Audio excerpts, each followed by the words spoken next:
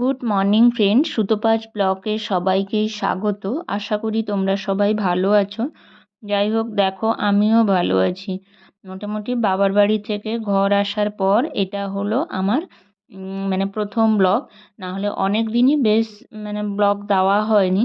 তো এখন দেখো ঘরে চলে এসেছি। ঘরে এসে এটা প্রায় দুদিন মতো পর। এমনিতেও মন টন ভালো ছিল না, মা বাপিকে ছেড়ে এলাম, তো তাই জন্য আর দুদিন কোনো ভিডিও করিনি। তো যাই হোক, দেখো আমাদের ঘরে যে পিসি দুধ নিয়ে এসছেন, তো প্রথমে ওনার জন্য লিকার চাটা করে দিলাম। তো ওনাকে লিকার চাটা করে দেওয়ার পর তারপরে আমরা দুধ চা খাবো বলে বসিয়ে দিচ্ছি।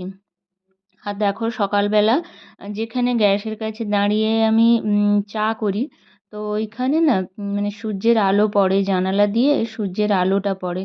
তো ওই জন্যে আমার গায়ে আর নাইটিতে দেখো ওই যে জানলার কাঁচের যে অংশটাতে যে ডিজাইন আছে ওইটা বাদ ওইটা সহ রোদের আলোটা পড়েছে।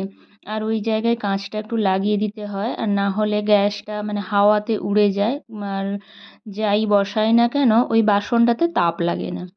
তো তারপরে কাপ টাপগুলো গুছিয়ে নিলাম। কাপ টাপগুলো আর তোমাদের দাদাভাইয়ের কাপটা একটু ধোয়া ছিল না, তো ওইটা ধুয়ে নিলাম। আর বাকি কাপ টাপগুলো গুছিয়ে নিলাম। তো এখন তো আমাদের চা বসিয়ে দিচ্ছি, তো চা হোক। কিন্তু সত্যিও কথা বলতে আমি এখনও ব্রাশ করিনি, জানো তো। চাটা বসিয়ে দিয়ে যাব ব্রাশ করতে। তো গ্যাসটা কমিয়ে দিয়ে যাব, দিলে আস্তে আস্তে হতে থাকবে। তো আমি যখন ব্রাশ ট্রাশ করে আসবো তখন দেখবো চা হয়ে গেছে, ব্যাস চা গড়ালাম আর খেলাম আমরা সবাই। তো তার কিছুক্ষণ বাদ দিয়ে চাটা তো খাওয়া হয়ে গেছে।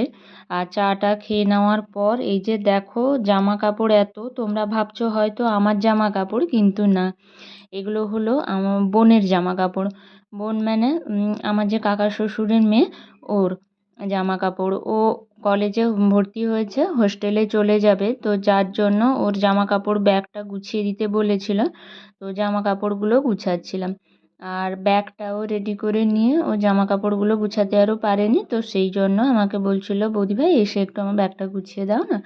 তো যাই হোক, ও কিছু নতুন জামা কাপড়ও এনেছে।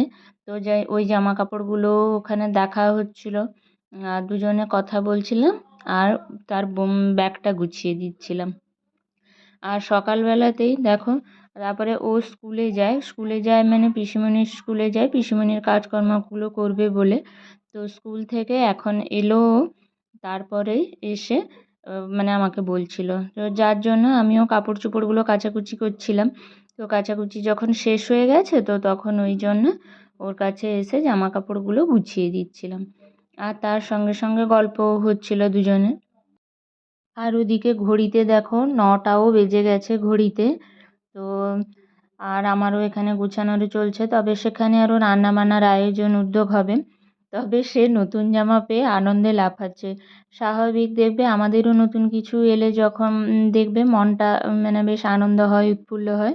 তো ওরও একসাথে অনেকগুলো নতুন জামা কাপড় পেয়েছে, তো তো তার জন্য ও খুব আনন্দিত হয়ে আছে। যাই হোক, কোথায় কোনটা ভরছিলাম ওগুলো ওকে দেখিয়ে দিচ্ছিলাম, এটা এখানে, এটা এখানে রাখছি। আর জামা কাপড়গুলো কিছু কিছু জিনিস আমি গুছাচ্ছিলাম। আর ওই ব্যাগে ওর বইও ঢুকবে। কিন্তু ওই যে মুড়ি টুড়ি বাকি সব যে আসবাবপত্র জিনিসগুলো একটা মানুষের থাকতে যায় যেই জিনিসগুলো লাগে, মোটামুটি ওগুলো মা পিসিমণি ওরা মিলেও গুছাচ্ছিলেন। তো জামা কাপড়গুলো শুধু, আর যে যে কসমেটিক গুলো এনেছিল ওগুলো, ওইগুলো শুধু আমি এই ব্যাগে গুছিয়ে দিচ্ছিলাম। তো যাই হোক, দেখো, আর এই মেন্থো প্লাসও একটা এনেছিল, ওইটা দিল, যেইটা ব্যাগে ভরে দাও, ওর চোখের সমস্যা, তো যার জন্য ওর খুব মাথা যন্ত্রণা হয়। তো সেখান থেকে তো প্রায় গুছিয়ে দিয়ে এসছি, কিন্তু আমার ঘরের অবস্থা দেখো, আমাদের রুমটা এখনও এলোমেলো হয়ে পড়ে আছে। তো বিছানা এখনও তোলা হয়নি। তো এবার এসছি যে আমাদের রুমটাও গুছাবো, বিছানা টিছানাগুলো একটু ঝাড়বো, পরিষ্কার করব। আর বিছানাগুলো আরও পরিষ্কার করব, কিন্তু ড্রেসিং টেবিলটা আরও আজকে মুছবো না। কেননা আমি যদি ড্রেসিং টেবিলটা আরও এখন মুছতে যাই, পরিষ্কার করতে যাই, তাহলে বেশ অনেকটাই দেরি হয়ে যাবে। আর বাবার বাড়িতে গেছিলাম, বেশ অনেক দিনই গেছিলাম, মোছা টুছা হয়েছিল না। তো অনেকটাই ধুলো পড়েছে, তো ওগুলো আমি এখন ঝাড়া মোছা পরিষ্কার করতে গেলে অনেকটাই দেরি হয়ে যাবে। তো তার জন্য আমি বিছানাটা আরও ঝটপট করে গুছিয়ে নিয়ে তারপরে চলে যাব।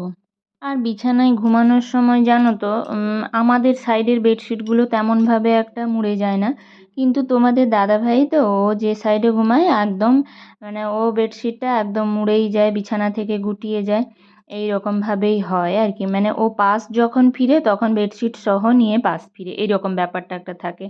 তো যাই হোক, কালকে রাত্রে বেশ দুটো ফ্যানই চলছিল, তো তাই জন্য কুচুমাকে ওই সাদা কাঁথাটা ওর গায়ে একটু দিয়ে দিয়েছিলাম। তো যার জন্য মানে ভোরের দিকে ঠান্ডা ঠান্ডা লাগছিল। আর তোমরা তো জানো যে সকালে বেশ ভোরেই উঠতে হয় কুচুমাকে। আর মানে সকালে উঠতে হয় মানে 5টা 20-তে উঠে পড়ি, দিলে ওকে 5টা 45-এ গাড়ি আসে, ওর স্কুলের গাড়ি। তো ওর স্কুলের গাড়ি ধরিয়ে দিই, দিলে হয়ে যায়।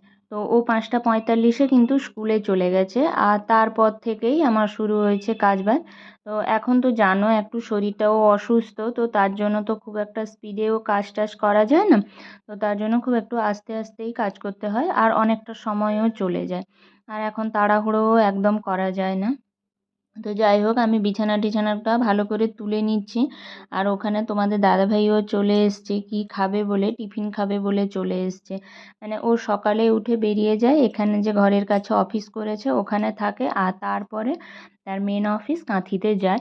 তো তার জন্য সে কি খাবে, এখানে অফিস এখন বন্ধ করে দিয়ে কি খেয়ে যাবে, চলে এসছে। এবার কাঁথি যাবে সে, ওখানে খাবে।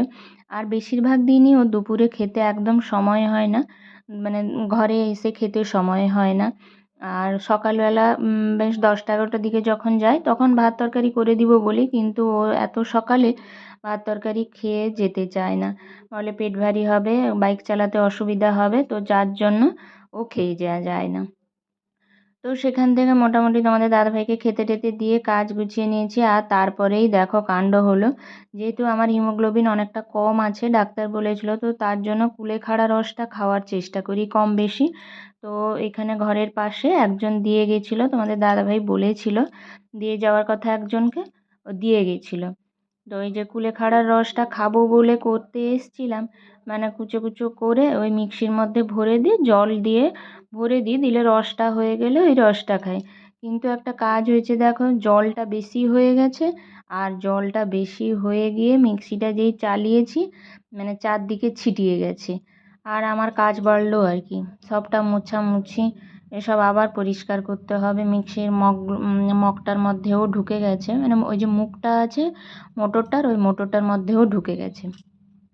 যাই হোক, আর ওখানে মাছ ছিল কিছু, ফ্রিজের মধ্যে মাছ ছিল, ও মাছগুলোও বের করে রেখেছি, যেহেতু বরফ ছাড়বে মাছগুলো বের করে রেখেছি।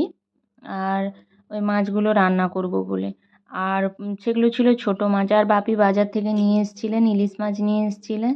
তারপরে ইলিশ মাছটা এখনও কাটা হয়নি, তো কাটা হবে। তো যাই, এখানে পাতার রস টস খেয়ে প্রথমে স্নান করে আসবো, তো তারপরে রান্না বান্না আরম্ভ করব। এই যে দেখো, এখন দুপুর হয়ে গেছে, দুপুরবেলা প্রায় আমার রান্না বান্না শেষ হয়ে গেছে। তো তরকারি করেছি দেখো, ইলিশ মাছের তেল দিয়ে একটা শাক চচ্চড়ি হয়েছে, আর ইলিশ মাছের ভাপা করেছি।